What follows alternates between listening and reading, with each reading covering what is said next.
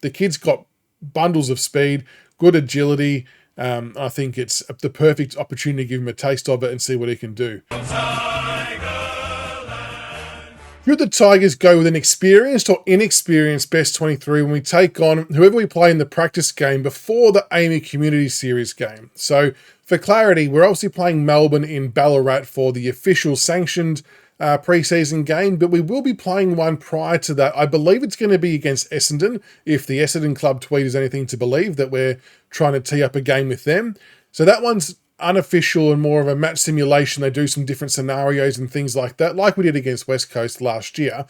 But I just want to know, should we take an experienced or an inexperienced side to that game, or a bit of a blend? I remember last year against West Coast over in Perth, we took no one over the age of 24 except for Camden McIntosh, and it ended up being a complete dog's breakfast.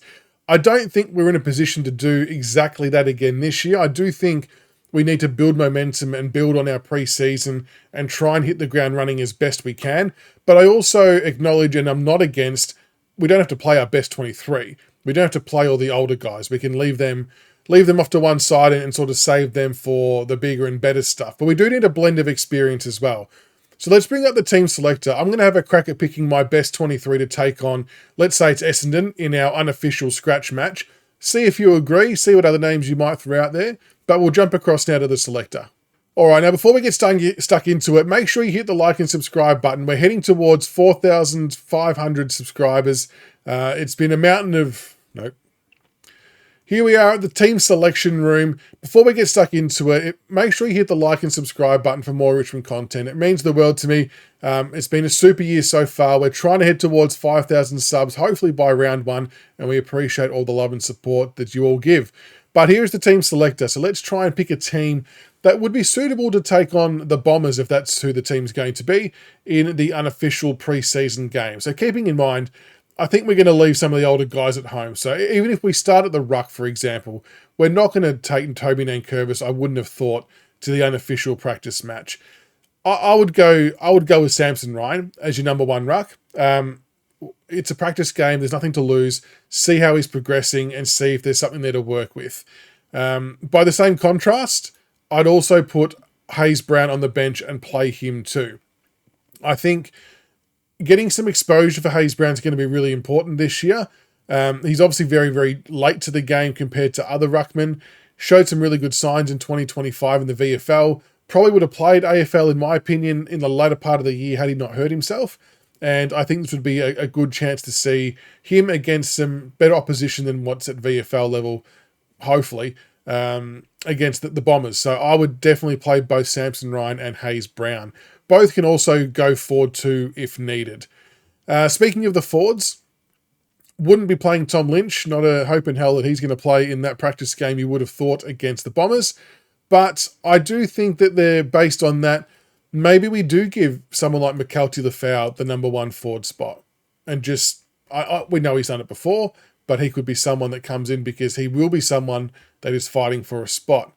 In the other forward pocket, I mean, I'm going to throw Liam Fawcett out there. I think he's going to be most definitely in calculations for that type of game. In fact, you would almost bet your house that Liam Fawcett would play in that unofficial practice game. It would be quite bizarre if he didn't, to be totally honest. So I think he will be there. Centre half forward, I do think we will go with someone like a Jonty Fall. I think we want to see as much football into Jonty Fall as possible. And then for a smaller player, who will we go here? I mean, do they maybe go with Zane Piker? I mean, we've obviously got plenty of the other younger options. We've got Steely Green and Seth Campbell and Morris Jr., but I would give Zane Piker a go. Again, nothing to lose. Give him some exposure, see what the kid can do. Half-forward line. I mean, bloody such a shame that Juddy Clark's not playing, isn't it? Half-forward line, let's go. I'm keen to see Jasper Alga. He's had a ripper pre-season so far, so I'm keen to see how this plays out with Jasper. And on the other half-forward line, see, Tash Hotton's going to be an interesting one because I know there's going to be a large segment of people screaming at me, don't play Tash Hotton in a bloody scratch match, but you've got to get game time into these kids. You've got to get them onto the park. We can't just cotton wool everybody for the sake of it. I'm picking Tash Hotton. I don't care. I want to see him out there. I want to see him playing. I want to see him get stuck into it. On the wings, if I can click on the button correctly, 100% Patrick Rechko.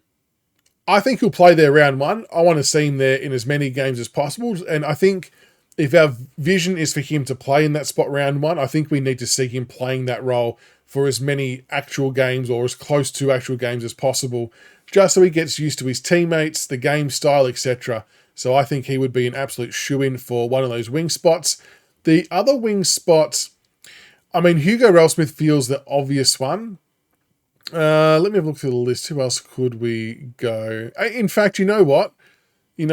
Let's go Sam Grill. Let's go Sam Grill for the other wing spot.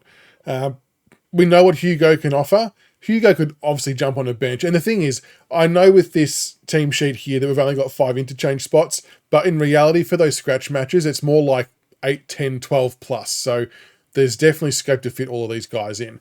But let's go Sam Grill on the other wing for this scratch match. The kid's got bundles of speed, good agility. I think it's the perfect opportunity to give him a taste of it and see what he can do.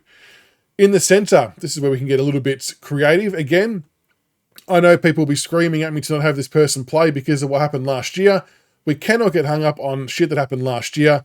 Sam Lawler, if he's fit to play him, just to keep getting miles in the legs, because even though he might be fit training-wise, he's doing all the sessions and everything like that, we need to build his tank up to be able to get him to play more midfield minutes as soon as we can, ideally. And playing games like this is part of that, the way that plays out. So get him in there, no messing around. Next centre spot, I think Kane McAuliffe. I mean, he's slimmed down a bit. He's looking really good. You would love to see, and we've said it before, we'd love to see 15 to 20 games from Kane McAuliffe. I think it'd be a wonderful return. And it would be a chance for him to cement his spot in the side potentially. And I think that the more opportunity we can give him, the more I think we're going to see from him. So let's go Kane McAuliffe in that spot. The other midfield spot, look, Dion Presti is not going to play in this game, you wouldn't have thought. I do think that one of Taranto or Jacob Hopper will play. I also think Jack Ross will play. It's just what does the blend look like? I'm going to go Tim Taranto.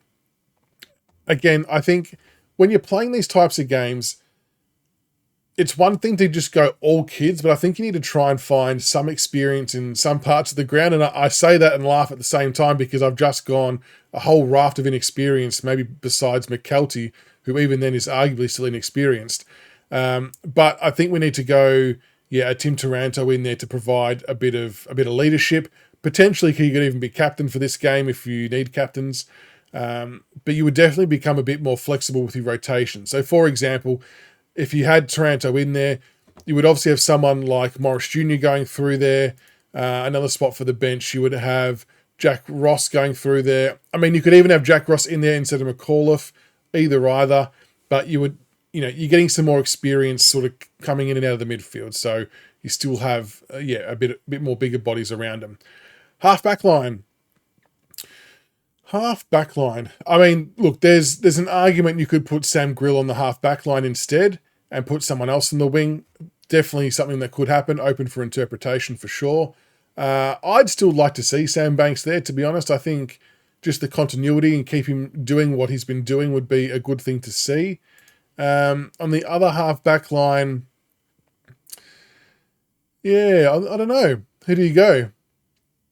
Do you go a Caleb Smith? Do you go a Tom Brown? I mean, I wouldn't be including Vlosten, Short, or Broad. I think they're pretty much all written out. I mean, we'll go Tom Brown. The back line you'd almost keep somewhat similar. Centre half back, let's go Josh Gibcus. We'll give him a big juicy role. Back pockets. I mean, we'll go Luke Trainer. We'll want him on the field. Fullback, I think. Look, I'm not sure whether we'll play Ben Miller. I would actually think we may use this opportunity to play someone like Campbell Gray. Just because, again, he's someone you're going to want to get games or exposure into, and he looked fine at the level. And it wouldn't be the worst thing to see him in a more key role, in a more pivotal sort of, number 1 or number 2 defender to see how he goes. So let's throw Campbell Gray into the mix.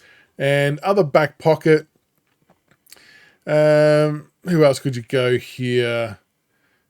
Caleb Smith, James. We'll go James Trezise. We'll go James Trezise. So I'm not even sure that we would play Noah Bolter in this. I think we would definitely play Sam Cummings, so we'll chuck him on the bench. We would definitely play Tyler Sonzi. I would think we'll put him on the bench. But like I said, there's going to be more bench spots to fit in. I'm just looking at some other names here. But you would assume that Ryan Mansell would play. You would assume Hugo Ralsmith would play. Seth Campbell, you would assume, will play. Again, he could be someone that starts in the midfield too. Steely, you would think, plays. Caleb Smith, you would think, plays.